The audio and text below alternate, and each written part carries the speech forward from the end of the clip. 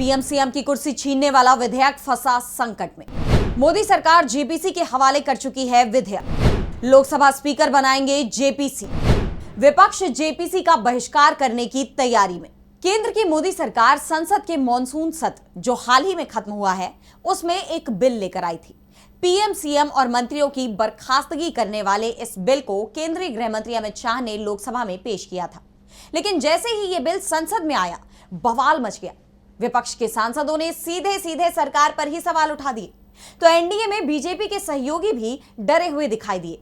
संसद में बढ़ते बवाल के बीच केंद्रीय गृह मंत्री ने ऐलान कर दिया कि 130वें संविधान संशोधन विधेयक को संयुक्त संसदीय समिति यानी जेपीसी के पास भेजा जा रहा है।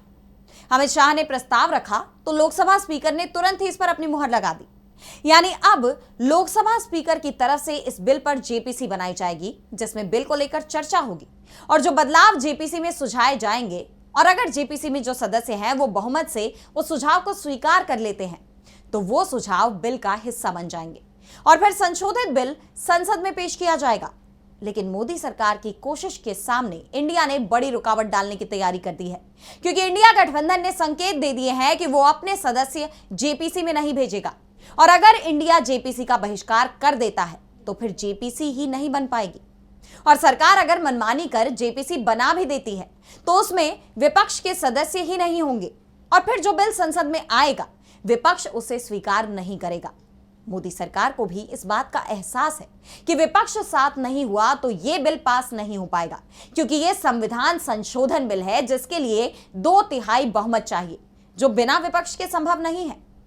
तो कैसे जेपीसी पर घिर गई मोदी सरकार, आज हम अपनी स्पेशल रिपोर्ट में इसी सवाल को लेकर करेंगे बात। नमस्कार, मैं आराधना। तो शुरू करते हैं हमारी ये खास रिपोर्ट। तो मोदी सरकार जो बिल लेकर आई है उसमें प्रावधान है कि अगर पीएम और सीएम या फिर मंत्री को गिरफ्तार किया जाता है या वो हिरासत में लिया जाता है और ये अवधि 30 दिन से ज्यादा की हो जाती है, या जिस मामले में उसे गिरफ्तार किया गया है उसमें 5 साल या उससे ज्यादा की सजा का प्रावधान हो, तो उसका पद अपने आप ही चला जाएगा। यह बिल संविधान संशोधन बिल है, इसलिए इसे 130वें संविधान संशोधन विधेयक भी कहा जा रहा है। सरकार की सिफारिश पर लोकसभा अध्यक्ष ओम बिरला ने इस बिल को लेकर जल्दी ही जेपीसी बनाने की बात कही है, और अब इसके लिए विपक्षी दलों से नाम मांगे जाएंगे। जेपीसी में लोकसभा के 21 और राज्यसभा के 10 सदस्यों को शामिल किया जाता है, और सदन में जिस दल के जितने सांसद होते हैं उसी हिसाब से उस दल के सदस्यों को जेपीसी में जगह दी जाती है। इंडिया गठबंधन के पास इस वक्त संसद की 782 सीटों में से लगभग 325 सीटें हैं, यानी 325 सदस्य विपक्ष के हैं। यह संख्या 41% से ज्यादा होती है। ऐसे में विपक्ष के कम से कम 13 से 14 सदस्य जेपीसी में शामिल किए जाएंगे। कांग्रेस के हिस्से में 5 से 6 सदस्य आ सकते हैं, लेकिन अब खबर यह आ रही है कि विपक्ष जेपीसी का ही बहिष्कार करने की तैयारी में है, यानी विपक्ष का कोई भी सदस्य जेपीसी का हिस्सा नहीं बनेगा। टीएमसी की तरफ से तो इसका ऐलान भी कर दिया गया है। अगर टीएमसी जेपीसी में शामिल होती है तो उसके 2 सांसदों को इसमें जगह दी जा सकती है, लेकिन टीएमसी ने यह साफ कह दिया है कि वो सीएम पीएम की कुर्सी छीनने वाले विधेयक का विरोध करती है, और इसलिए वो इस बिल पर बनी जेपीसी में भी शामिल नहीं होगी। टीएमसी की तरफ से कहा गया है कि हम 130वें संविधान संशोधन विधेयक का अभी प्रस्ताव के चरण में ही विरोध करते हैं, और हमारे विचार से जेपीसी एक तमाशा है। तृणमूल कांग्रेस से किसी को भी जेपीसी में नामित नहीं कर रहे हैं। टीएमसी प्रमुख और पश्चिम बंगाल की सीएम ममता बनर्जी ने इस विधेयक की तीखी आलोचना करते हुए कहा कि इस विधेयक का उद्देश्य एक व्यक्ति, एक पार्टी की प्रणाली को मजबूत करना है। यह विधेयक संविधान के मूल ढांचे को रौंदने वाला है।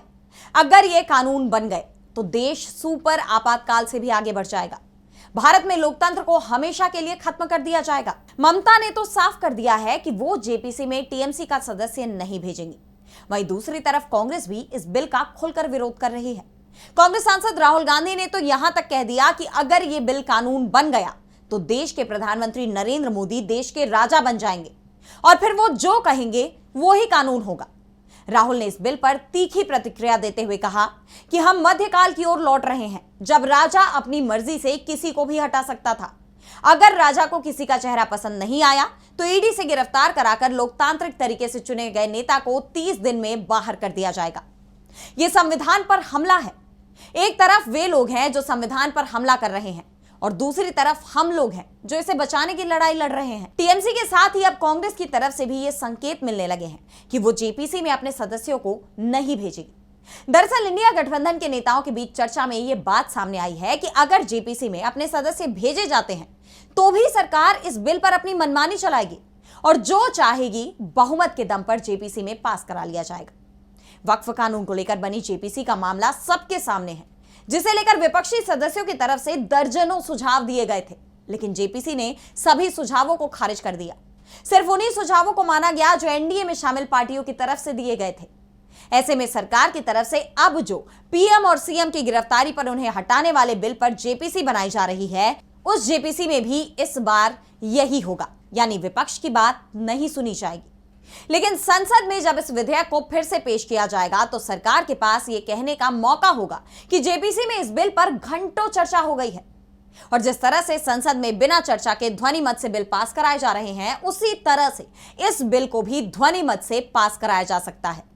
लेकिन अब यह इतना आसान नहीं होने वाला और इसका सबसे बड़ा कारण बिल के साथ में जुड़ा शब्द 130वां संविधान संशोधन है, क्योंकि इस बिल को पास कराने के लिए संविधान में संशोधन करना पड़ेगा। इसके लिए संसद के दोनों ही सदनों से 2/3 बहुमत का समर्थन चाहिए, जबकि बीजेपी के पास दोनों ही सदनों में सरकार चलाने लायक ही समर्थन है। ऐसे में यह बिल विपक्ष के समर्थन के बिना पास नहीं हो सकता। वैसे कांग्रेस की तरफ से एक बात और साफ कर दी गई है कि जल्दी ही इंडिया गठबंधन के अंदर इस पर चर्चा होगी, एक राय बनाई जाएगी और अगर राय जेपीसी के बहिष्कार की ही बनती है तो पूरा इंडिया जेपीसी का बहिष्कार कर देगा। वहीं दूसरी तरफ टीएमसी ने तो पहले से ही अपना रुख साफ कर दिया है। पार्टी की तरफ से कह दिया गया है कि वो किसी भी हाल में जेपीसी में अपने सदस्य नहीं भेजेगी। अब मोदी सरकार के सामने सबसे बड़ी परेशानी यही आती दिखाई दे रही है कि अगर विपक्ष की तरफ से सदस्यों के नाम नहीं दिए जाते हैं तो लोकसभा स्पीकर भी जेपीसी का ऐलान नहीं कर पाएंगे। एनडीए के सदस्यों के नाम तो आसानी से मिल जाएंगे, लेकिन विपक्ष नहीं होगा तो फिर जेपीसी में चर्चा भी नहीं हो पाएगी और संसद में तो वैसे ही किसी भी बिल पर चर्चा नहीं हो रही है। संसद के मॉनसून सत्र में जितने भी बिल पास किए गए, किसी पर चर्चा नहीं की गई और अगर चर्चा हुई भी तो वो बेहद कम समय रही और उसमें भी सरकार की तरफ से ही पक्ष रखा गया। लेकिन अब विपक्ष की तरफ से जो दांव खेला जा रहा है, उसने मोदी सरकार को जरूर मुश्किल में डाल दिया है। आज इस स्पेशल रिपोर्ट में इतना ही। अगर आपको ये रिपोर्ट पसंद आई तो वीडियो को लाइक करना ना भूलें और चैनल को सब्सक्राइब कर लें और आपकी जो भी राय इस वीडियो को लेकर हमें कमेंट सेक्शन में जरूर बताएं। इसी के साथ मुझे दीजिए इजाजत और देश दुनिया की तमाम बड़ी खबरों के लिए बने रहिए डीबी लाइव के साथ। नमस्कार। हमारे चैनल से जुड़े रहने के लिए YouTube पर टाइप करें डीबी लाइव, सब्सक्राइब बटन को क्लिक करें और बेल आइकन को दबाना ना भूलें ताकि खबरें आप तक पहुंचती रहें। देखते रहिए डीबी लाइव, क्योंकि यहाँ हैं खबरें लगातार।